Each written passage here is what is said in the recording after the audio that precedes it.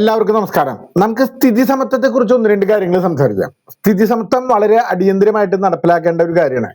നടപ്പിലാക്കാന്ന് പറഞ്ഞാൽ എളുപ്പമൊന്നല്ല എന്നുള്ള കാര്യം അറിയാം, നമുക്കറിയാം. എളുപ്പമല്ല യഥാർത്ഥത്തിൽ. പക്ഷെ സ്ഥിതി സമത്വം നമ്മുടെ ഡെമോക്രാറ്റിക് രാജ്യം എന്ന രീതിയിൽ, ജനാധിപത്യ രാജ്യം എന്ന രീതിയിൽ വളരെ അനിവാര്യമാണ്. എന്തുകൊണ്ടാണ് ഇത് പറയാൻ കാരണം, ഇന്നത്തെ സമ്പത്ത്, വളരെ ബഹുഭൂരിഭാഗം സമ്പത്തും വളരെ വിരലിലുണ്ടാവുന്ന പേരുടെ കൈപ്പിടിയിൽ ഒതുങ്ങിയിരിക്കുകയാണ് യഥാർത്ഥത്തിൽ. ഇത് മുന്നോട്ട് പോകാൻ കഴിയാത്തൊരവസ്ഥയാണ്. സമ്പന്നരായിക്കൊണ്ടിരിക്കുകയും ദരിദ്രരായി മാറിക്കൊണ്ടിരിക്കുന്ന അവസ്ഥയാണ്. അപ്പൊ സ്ഥിതി സമത്വം വളരെയധികം നമുക്ക് കൈവരിക്കേണ്ട ഒരു കാര്യം തന്നെയാണ്. അതിനുവേണ്ടി എന്ത് ചെയ്യണം, നമ്മൾ പ്രവർത്തിക്കുക എന്നുള്ളത് തന്നെയാണ്. ഞങ്ങൾ പൗരാവകാശ സംരക്ഷണയുടെ പ്രഥമ പരിഗണന തന്നെ, ഏറ്റവും വലിയ മുദ്രാവാക്യം തന്നെ സ്ഥിതി സമത്വമാണ്. ഞാൻ ശിവദാസൻ നന്ദിയായിട്ട്, പൗരാവകാശ സംരക്ഷണ സമിതി സോഷ്യൽ സെക്യൂരിറ്റി ഫോർ ദ നാഷണലിന്റെ എക്സിക്യൂട്ടീവ് ഡയറക്ടറായിട്ട് വർക്ക് ചെയ്യുന്നതാണ്. നമ്മൾ മനസ്സിലാക്കേണ്ടത്, സോഷ്യൽ ഇക്വാലിറ്റി എന്ന രീതിയിലാണ് നമ്മൾ ആ സ്ഥിതി സമത്വത്തെ കാണേണ്ടത്. സോഷ്യൽ ഇക്വാലിറ്റി കൈവരിക്കണം എന്ത് ചെയ്യണം, നമ്മുടെ ഇന്ന് നമുക്കറിയാം, ജനാധിപത്യ രാജ്യം എന്ന രീതിയിൽ നമ്മുടെ ഭരണഘടനയിലെ സോഷ്യലിസം എന്നുള്ള വാക്കാണ് ജനാധിപത്യത്തിൽ ഉപയോഗിക്കുന്നത്, അല്ലെ? ഭരണഘടനയിൽ പറയുന്നത് സോഷ്യലിസം വളരെ പ്രധാനമായിട്ടുള്ള ഒരു റോള് സോഷ്യലിസത്തിനുണ്ട്. പക്ഷെ സോഷ്യലിസത്തിന്റെ ഒരു അംശം പോലും യഥാർത്ഥത്തിൽ നമ്മുടെ പ്രവൃത്തിയിൽ ഇല്ല എന്നുള്ളത് നമ്മൾ മനസ്സിലാക്കേണ്ടത്. നമ്മൾ ഒരു പ്രവൃത്തിയിലും ഇല്ല.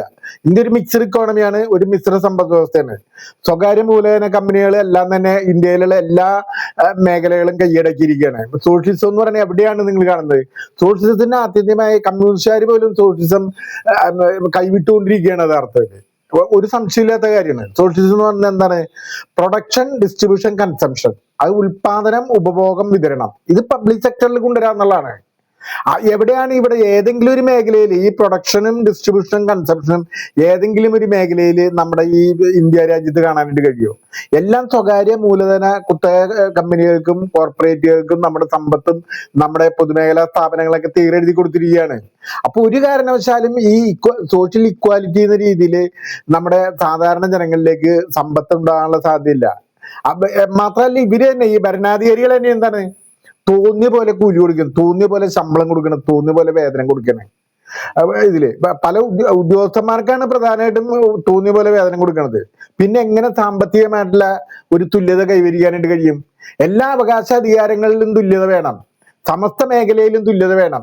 ജാതി, മത, സ്ത്രീ, പുരുഷ വ്യത്യാസമില്ലാതെ ആണ് ഇത് ഈ മേഖലയിൽ പ്രവർത്തിക്കേണ്ടത്.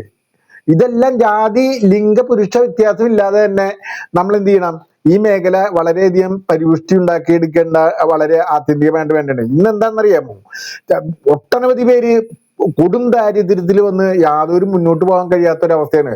നിയമത്തിന്റെ മുന്നിൽ എല്ലാവരും സമന്മാരായിരിക്കണം. നിയമത്തിന്റെ മുന്നിൽ എല്ലാവരും സമന്മാരാണ്.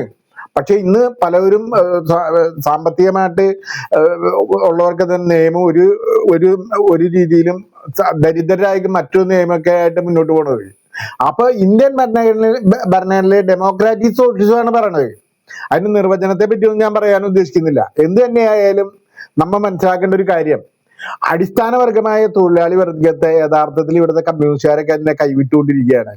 ഒരു ലക്ഷ്യമില്ല യഥാർത്ഥത്തിൽ. അവര് തന്നെ, അവർക്ക് അധികാരം കിട്ടിയ ചെറിയ സ്റ്റേറ്റിൽ പോലും ഒരു സാമ്പത്തിക സുരക്ഷ കൈവരിക്കാനോ, ഒരു സാമ്പത്തികമായിട്ട് ഒരു വികേന്ദ്രീകരിക്കപ്പെടാനോ, ഒരു തുല്യത കൈവരിക്കാനുള്ള ഒരു പ്രവൃത്തിയും ഇവിടുത്തെ ഭരണാധികാരികളുടെ മേഖലയിൽ ഇല്ലാന്ന് നമ്മൾ ചിന്തിക്കണം. അതുകൊണ്ട് വളരെയധികം ഇതിനെപ്പറ്റി വെൽ സ്റ്റഡീഡ് ആയിക്കൊണ്ട് നമ്മൾ ഇതിനെ വളരെ എങ്ങനെ ഈ സമ്പത്ത് കുന്നുകൂടുന്നവർക്കെതിരായിട്ട് എങ്ങനെ മുന്നോട്ട് പോകാൻ കഴിയുമെന്നാണ് ആലോചിക്കേണ്ടത്.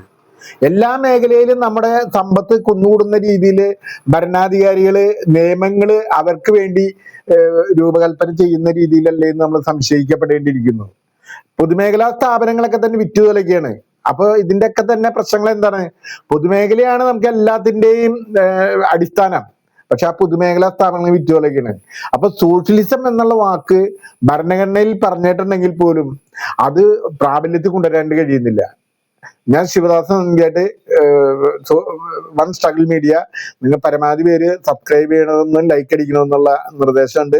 പരമാവധി ഈ മേഖലയിൽ സ്ഥിതി സമത്വം കൈവരിക്കുന്നതിനും ഉള്ളവനും ഇല്ലാത്തവനും നമ്മൾ അന്തരം കുറയ്ക്കുന്നതിന് വേണ്ടിയിട്ടും, അതുപോലെ പട്ടിണിയും ദുരിതം അനുഭവിക്കുന്നവരുടെ മോചനത്തിന് വേണ്ടിയുള്ള പ്രവർത്തനങ്ങൾ നിങ്ങൾ ഓരോരുത്തരും പ്രവർത്തിക്കണമെന്ന് മാത്രം അഭ്യർത്ഥിക്കണം. Okay, thank you.